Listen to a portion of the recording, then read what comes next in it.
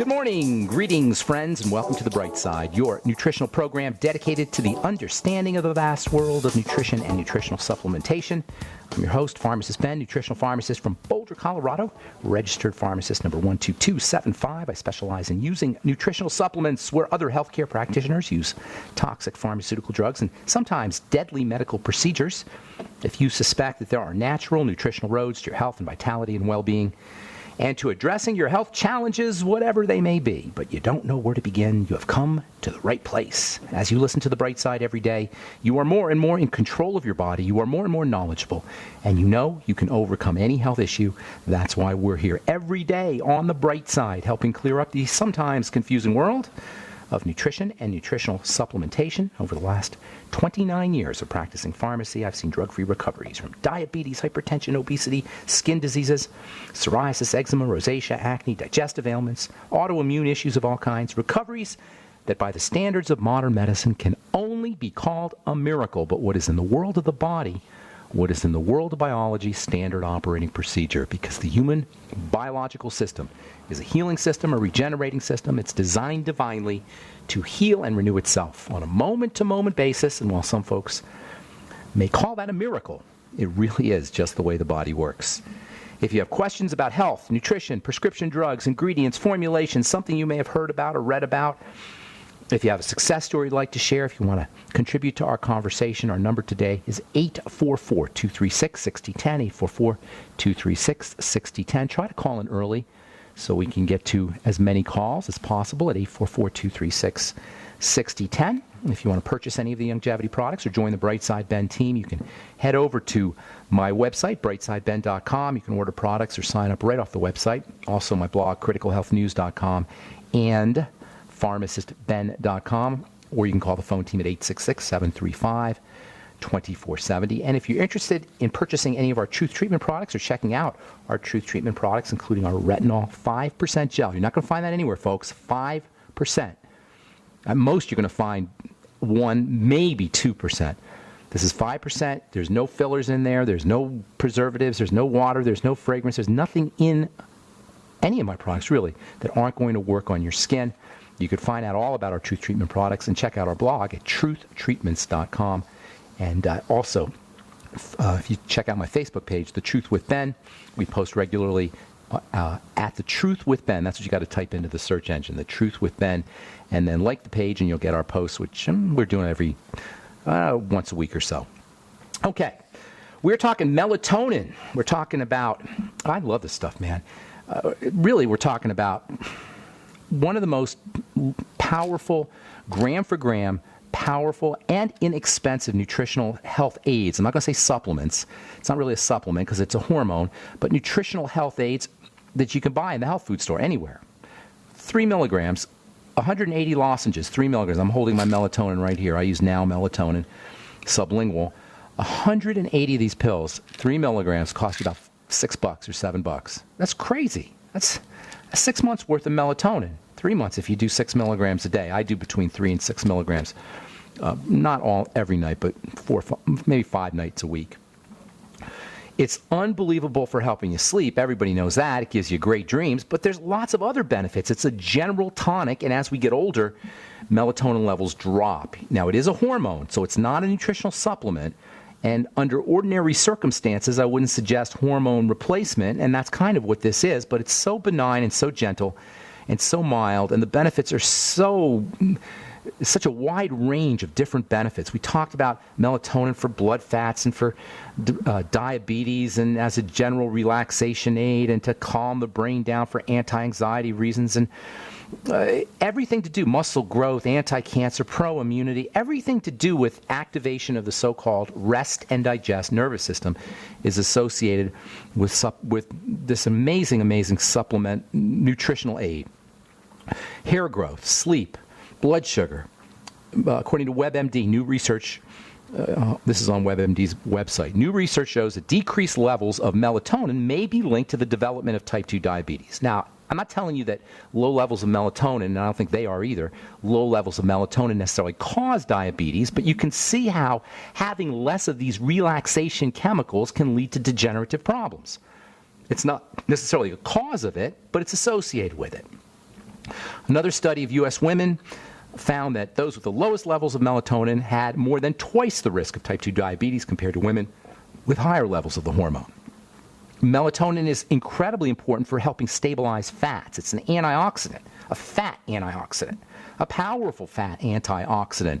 Fats, as we've been talking about and we'll continue to talk about, as important as they are for health, and they are incredibly important for health, they're unstable. And the more active they are, the more valuable they are biologically, the more unstable they are. And this is especially true with the cells that line the nerve cells of the cells of the nervous system, cells of the brain. The cells of the nervous system and the cells of the brain are highly electrical, and they need insulation to keep the electrical energy running smoothly, and that insulation is the fat. Fat acts as a kind of insulation. Myelin, everybody's heard of myelin, and there's lots of diseases that are associated with breakdown of that myelin. Generally, we call them scleroses. Multiple sclerosis is kind of like a class of diseases, which are all associated with a breakdown of the myelin, breakdown of fat. Well, guess what? Melatonin protects that fat. This is one of the reasons why researchers are now coming up with evidence that melatonin may be helpful for multiple sclerosis. According to an article published in the journal Cell earlier this year in September of 2015, melatonin may influence multiple sclerosis progression. Another article, this one from the Journal of Veterinary Science, found that melatonin had a protective effect against something called experimental autoimmune encephalomyelitis, which is a mouthful, but basically it's some animal version of multiple sclerosis. So the benefits to the brain, the benefits to the nervous system are well elucidated. Just go on Google, or go on Scholar Google or PubMed, Google melatonin in the nervous system. And a lot of this has to do with melatonin's ability to protect the nerve cells. The immune system becomes activated when the outside part of cells, or for that matter, the inside part of cells, breaks down. When a cell becomes dysfunctional, misshapen, distorted, the immune system becomes alerted. So when the outside part of a cell, the cell membrane, breaks down, for lots of reasons this happens, when the outside part breaks down, the immune system is alerted to a dysfunctional, distorted monster cell. And that's where you get your immune response. And if it happens a lot, you get an autoimmune response. An autoimmune response is really triggered by dysfunctional cells. It can also be triggered by foods, as we've talked about. But either way, the immune system is triggered when something is wrong inside the blood, inside the circulatory system, or inside of tissues. Melatonin, by its ability to protect the outside part of a cell, can quiet down this immune response when you have an autoimmune disease. And it's not just multiple sclerosis, but there's a lot of studies that talk about multiple sclerosis and melatonin supplementation. Melatonin is an anti-rancidity supplement. It keeps the outside part of cells from going rancid. That's what happens. Think about a rancid oil. The nasty smell of a rancid oil, if you've ever smelled that. By the way, if you're using skincare products that have oils in them, chances are they're rancid, because cosmetic grade oil is a rancid version of food grade oil. Food grade oil has to have a level of purity that cosmetic grade oil doesn't have, and purity in terms of fats is rancidity. So cell membranes break down when the fat oxidizes. That's a type of rancidity. It's the same kind of thing that happens in an oil. The same kind of thing that happens in an oil happens in the outside membrane of a cell. And when this occurs, you get a dysfunctional, distorted cell.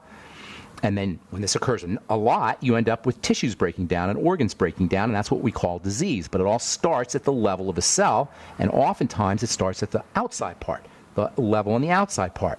All disease is cell disease, but all cell disease is cell membrane disease. And the cell membrane is fatty, and melatonin protects fats. Thus, the importance of this incredible health aid. Eventually, when cell membranes break down, the cell itself can actually commit suicide. Cells are programmed to commit suicide when they're distorted enough. They're not doing their work. And this can be a big problem. This is where big trouble can result. And I'll tell you what I mean when we come back from our break. You're listening to The Bright Side. We'll be back right after this. Don't go away. Thank you for listening to GCN. Be sure to visit GCNlive.com today.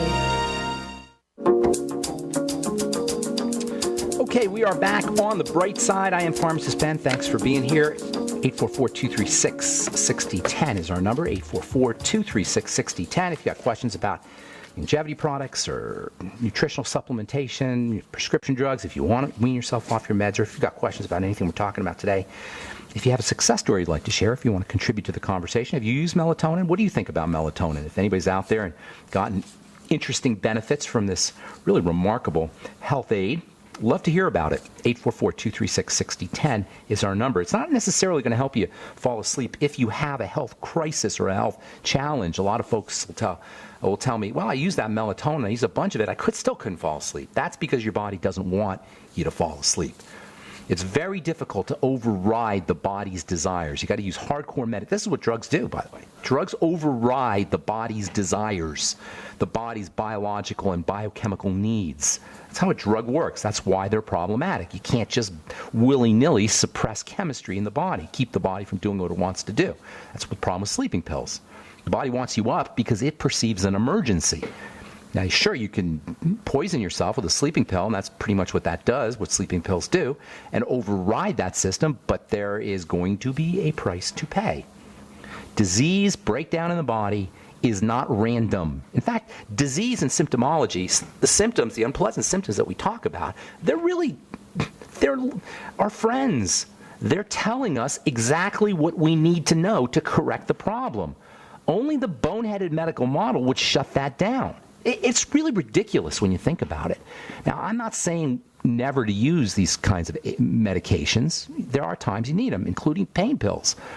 But to be on a drug long term is absurd. It is absolutely idiotic. And nothing says bonehead more than a medical professional that will tell you you need to be on this the rest of your life. Think about it. What are they saying? They're saying we have no idea what's the problem is, so we're just going to give you this so we don't have to see the numbers. It's idiotic. It's craziness that we have a healthcare system that thinks that we need to be suppressing our symptomology. From two new studies conducted by researchers at the University of Otago, I think that's in Australia, show that not being able to afford prescription medicines harms people's health. Yes, missing out on your drugs harms your health, according to two new studies. This is what they believe, because they believe that health is a phenomena of numbers. It's not. Health has nothing to do with your cholesterol numbers or your blood pressure numbers or your A1C or your thyroid hormone levels. Nothing to do with those. It has to do with how you feel. Yeah, you lower your blood pressure, but you feel like crap. Does anybody see a disconnect here?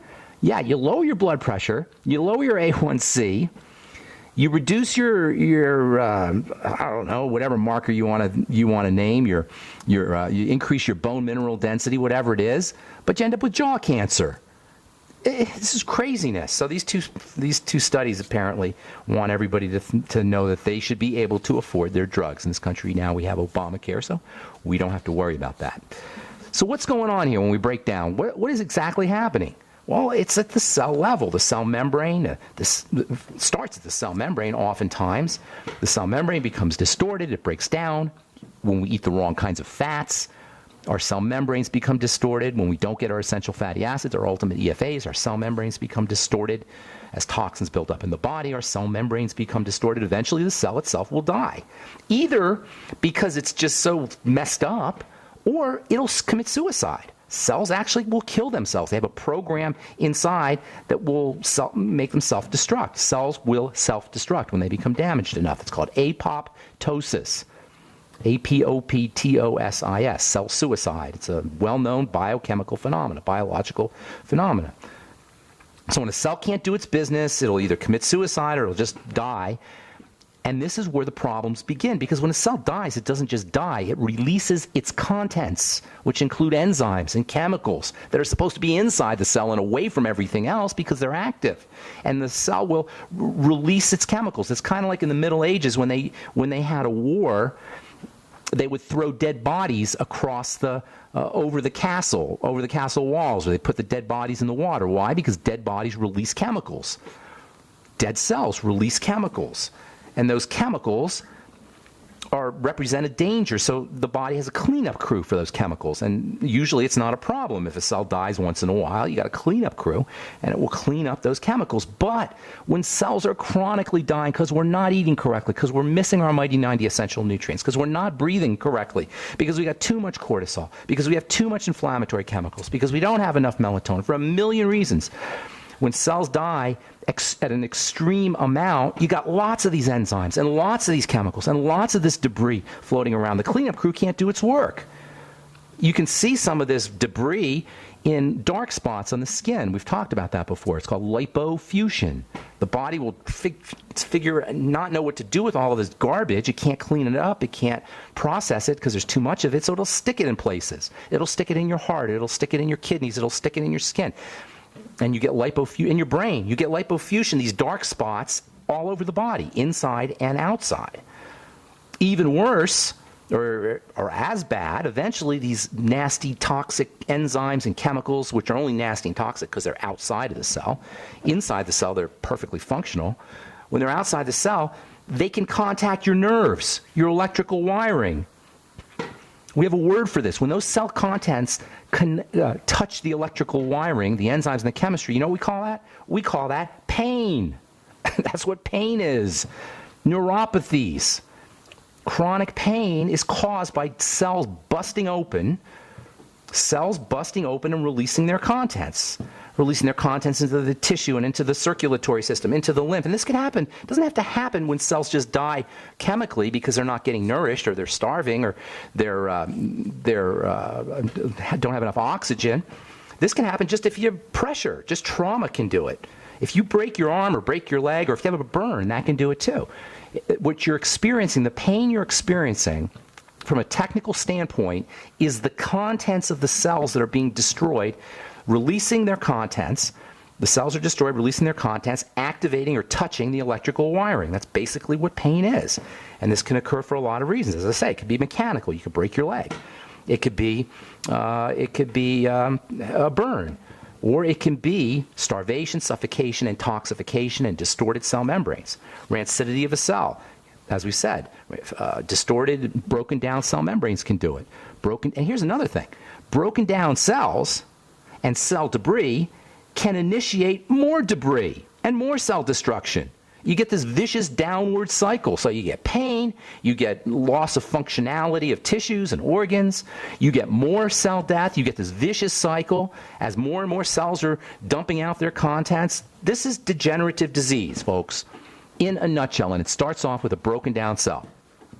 Classic example of this kind of pain is neuropathy, and I probably get 10 letters a day on neuropathy. Not surprisingly, if you've been diagnosed with this condition, neuropathy, which just means nerve pain, now you know what causes it. Now you understand the mechanism of neuropathy. Nobody really knows.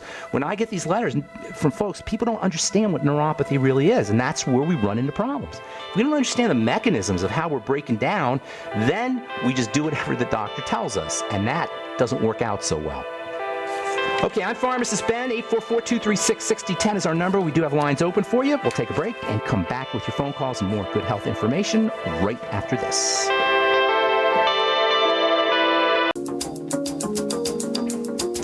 Okay, we are back on the bright side. I'm Pharmacist Ben. 844-236-6010 is our number. Got lines open for you. Hang tight if you're on hold. We'll get to you in just a second. We're talking melatonin and pain, neuropathy. In 600 feet, turn dude. left on 20th Street. How do you like that? Anyway, melatonin protects the outside part of a cell. When the outside part of a cell breaks down, the contents of a cell can explode, leak into the circulatory system and into tissues. This is what we call pain.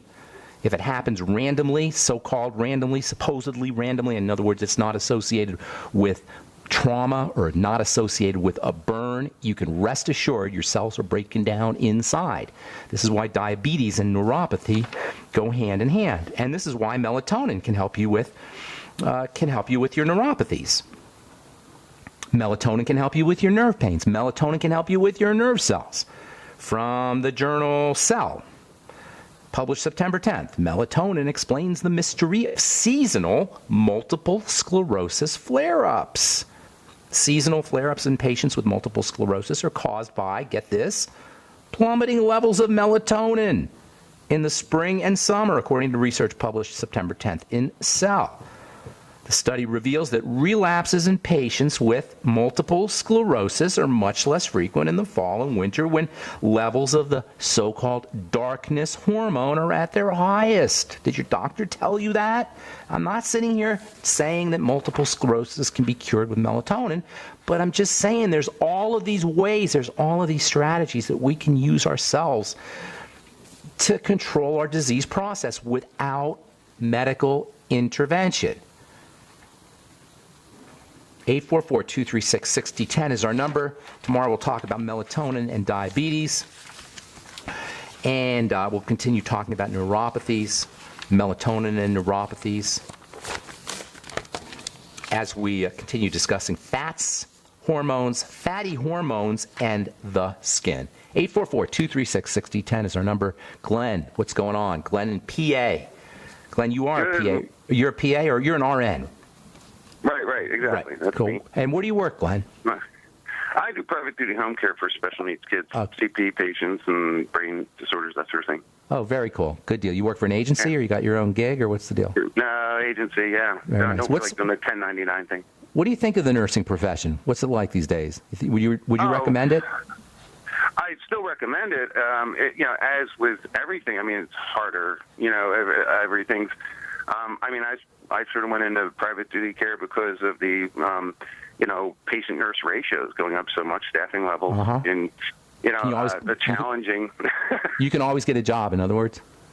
Well, yeah, and you can diversify. You can professionalize as much as you want. You can specialize. You get a master's. You get a PhD. You can certify in a given field. I mean, if you can't find a niche in nursing, then boy, you're just awfully picky. And what do nurses start off at, like when they graduate?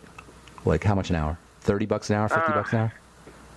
Oh no, not necessarily these days. Well, it depends. It depends on your demography, zip code and stuff like that. Just roughly, can you make a good living? I ballpark mid-20s per hour, let's say. Okay, got it. And is it gratifying or is it taxing or is it both? Oh, both, of course. And both.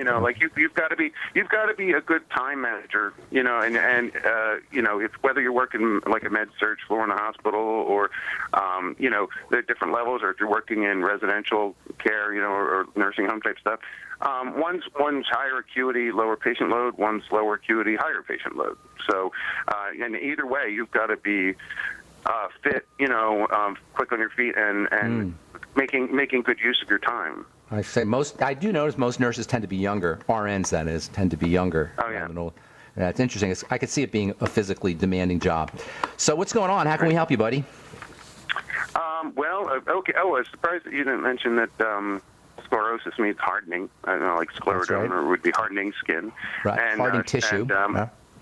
And myelin sheaths are made of Schwann cells. I'm surprised you didn't get that out to the cellular level. Well, that's between me and you, buddy. We're not talking medical. I'm not talking to doctors, I know. I actually do have very intelligent listeners, but you don't have to be, a lot of this stuff is just common sense. It's not, isn't it common sense, Glenn? A lot of this is I don't believe in common sense. You don't believe in common sense? Isn't the inflammatory the idea that cells break down, release their contents, hit the nerves, and that's how you feel pain? Isn't this logic? Forget common sense. Isn't it logical? Logic, yes. See, one man's common sense is like people say, oh, this is common sense, when it's really somewhat technical. One man's common sense is another man's. Okay, then logical. Logical. Yeah, absolutely. I think God designed everything pretty logically and all that. Right. But I wanted to bounce back to our discussion last week about chronic inflammation, something you said about eating.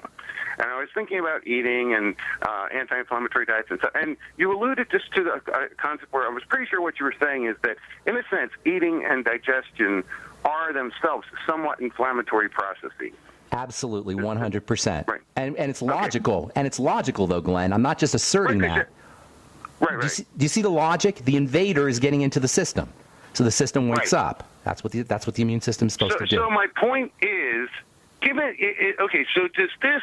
Okay, this would seem to me to point to the idea that it would be best then to eat a meal and then stop eating and allow your body to process that meal, and then allow your body to go into sort of a non-inflammatory phase for a number of hours, and then eat again as needed. Absolutely. But, yeah. And the less you do it, the better off you are. Right, and so this militates against constant nibbling. That's the stupidest thing you ever. I can always tell when somebody doesn't know what they're talking about, or they're repeating something, or they're just ignorant. Medical professional, and there's a lot of them, as you know, ignorant medical professionals, ignorant alternative medical professionals. When they say certain things, one of those things is eat all day long. I know right away they don't understand chemistry. Idea. What? Right. Sounds like a good idea. Obviously. Yeah. Obviously, remember logic here, Glenn. If you know you have an inflammatory response that's mounted to anything, which makes sense, the less you have that inflammatory response, the better off you're going to be. The body can handle a certain amount of inflammation, though. You have to eat. So this is why we have an immune system. The problem is when it's bombarded. And then in conjunction with nutritional deficiencies and our crappy lifestyle, this is where it begins, a disease process. And this is why fasting always benefits. Health conditions. All you got to do is Google multiple sclerosis and fasting. WebMD talks about it. You know? Right. This is why fasting and caloric restriction, by the way, caloric restriction, restricting your calories, is the single most powerful anti-aging strategy there is. Why? Because you're not attacking the body chronically. And by the way, Glenn, when it comes to eating, there's two types of eating, or there's two types of food. There are there's two types of food components, I should say. There's the macro components, which are the proteins and the fats and the carbohydrates. They represent calories and energy. Then there's the micronutrients, and we need to make that distinction because we get plenty of calories. The calories are the enemy. The micronutrients, they're not the enemy. It's the calories that are the enemy. You understand? The micronutrients, they represent ways that the body uses the macronutrients, the proteins, the fats, and the carbs.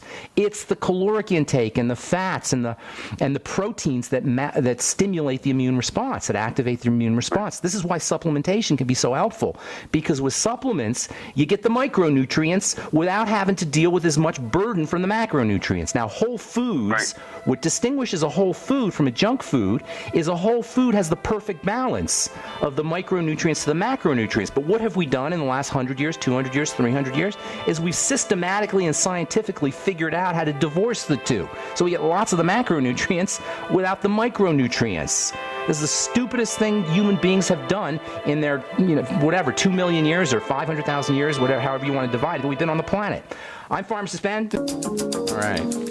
Okay, we are back on the bright side. Got lots of lines open for you. If we don't get calls, we'll get to, I got a bunch of letters here I want to get to. Finish up with Glenn. So did that make sense, the macronutrient distinction, Glenn? How whole foods, I don't think I finished my thought. Whole foods are a balance of both. Technology and food processing technology, I should say, has become very skilled at separating those two to our ultimate health detriment. So did you have a question, Glenn? Well, yeah, I was going to say, like, since you mentioned that, what do you think of certain supplements like blue-green freshwater algae, like spirulina? Love spirulina. Deer velvet? Deer antler velvet is not in the same category. I think of algae more as a food.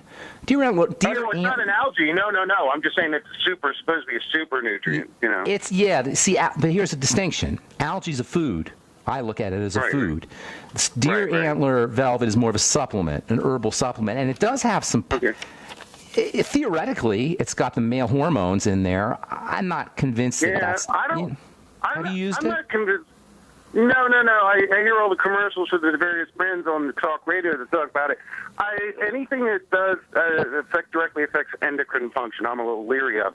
But the spirulina, that's just the whole food. That's a whole food. Complete food. Yeah, that's complete food. Complete food. Yeah. Spirulina, algae, these things that live on top of the ocean, not only are they complete foods, but they have this amazing ability to process the sun because they live on the surface of the ocean.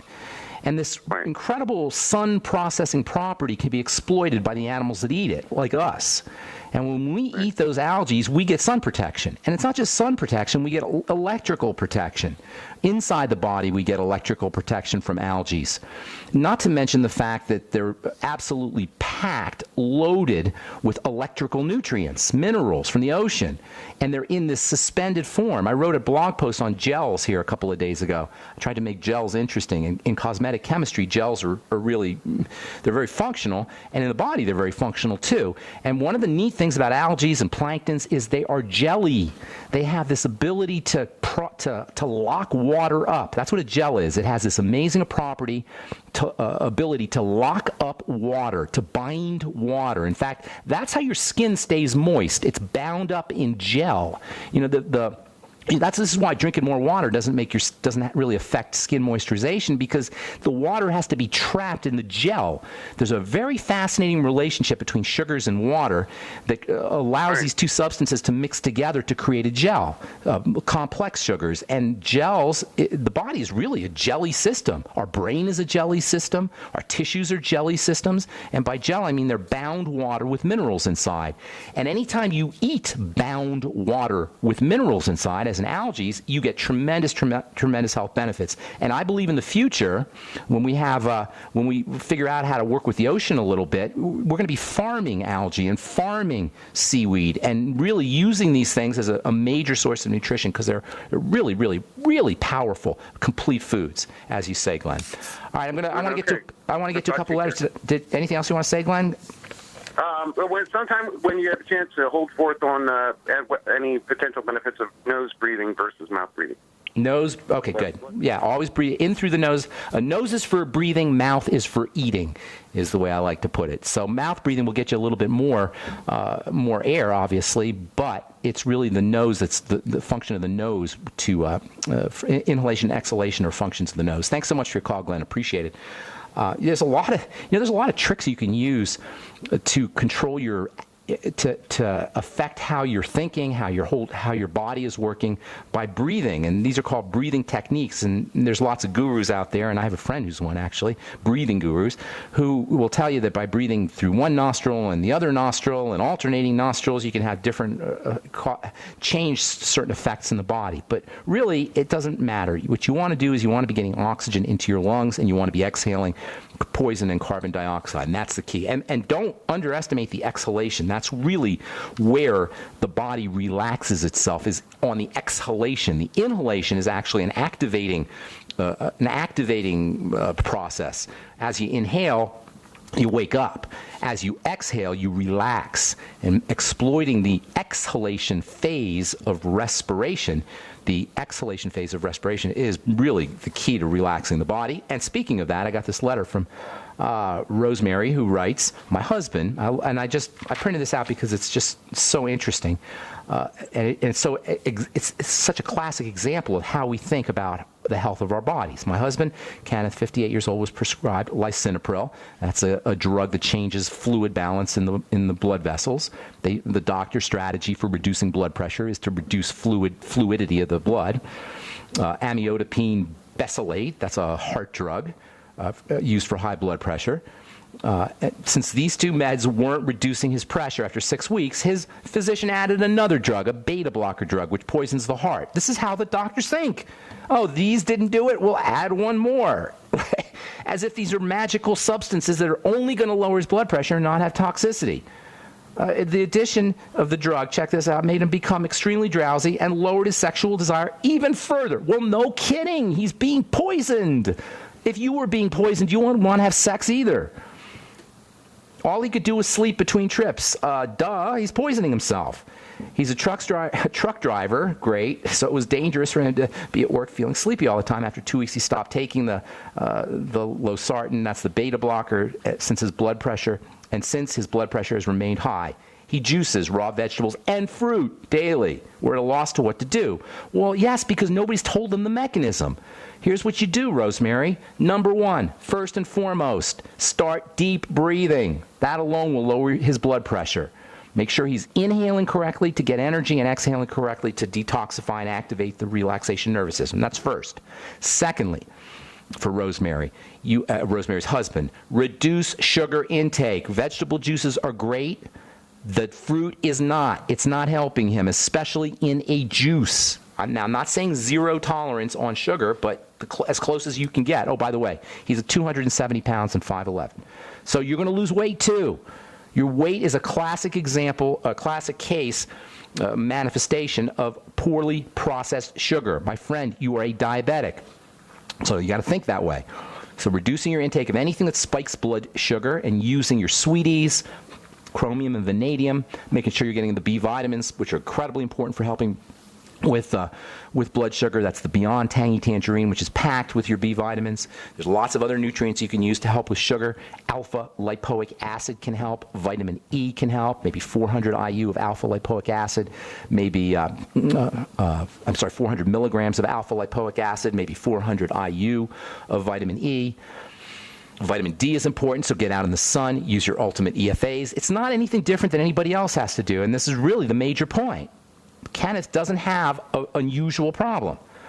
Selenium, by the way, is also very important for blood sugar control. Healthy Start Pack, all around health. Just do the Healthy Start Pack. And then there's the food. First of all, caloric restriction. Every time he eats, if you have high blood pressure and it's chronic, I guarantee you, after you eat, if you're eating the standard American diet, your blood pressure goes up. Do it. Take it. Test it. Test your blood pressure pre-meal and then test it post-meal. So eating less can be important. Making sure that you're eating nutritionally dense food. Algae, as we talked about, wonderful nutritional density. Oysters, eggs, yeast, powerful, dense nutritional foods. And then, of course, an all-around nutritional supplement. It wouldn't hurt you to get on the Biolumin Nightly Essence, my all-time favorite probiotic supplement, with digestive enzymes. Make sure you're using extra digestive enzymes with all of your meals. I will guarantee you, Rosemary and Kenneth, if you will follow the steps we talk about here on The Bright Side every day, if you'll follow them, guaranteed 100%, not 99.9, 100%, you will lower your blood pressure, and the chances are pretty darn good you're going to be feeling a lot better, and you're going to be able to wean yourself off of your medication. It's not complicated, folks, because the body is meant to be healthy. We are meant to be healthy. We're meant to be great. We're meant to thrive. We're not meant to just be hanging on by our fingernails. We're not meant just to be barely getting by. What is the point of taking all of these drugs if you fall asleep all day and you can't have sex and you feel like crap? Well, yeah, but we lowered your blood pressure. That's really the logic. It is absolute insanity, and it is so unnecessary. If you get on, I'm guaranteeing everyone out there who's dealing with a chronic degenerative condition, if you control the digestive system, you control the foods you eat, and if you want a quick way to do it, just fast. Stabilize digestive health with probiotics and the Fucoid Z and apple cider vinegar and digestive enzymes and caloric restriction. You work on your blood sugar by reducing your intake and using blood sugar control nutrients, particularly the B vitamins and electrolytes and your essential fatty acids. You practice your deep breathing techniques. You get on a rebounder, do a little bit of exercise. You rest a lot. I'm guaranteeing with 100% certainty, because I've seen it thousands of times, and it just flat out makes sense. You will reverse your degenerative condition quickly and in a far more effective fashion than any doctor or any tool the medical model can ever do. All right, I'm Pharmacist Ben. Thanks for listening, friends. Have yourselves a wonderful, beautiful, spectacular day. We'll talk to y'all later, folks. Bye for now.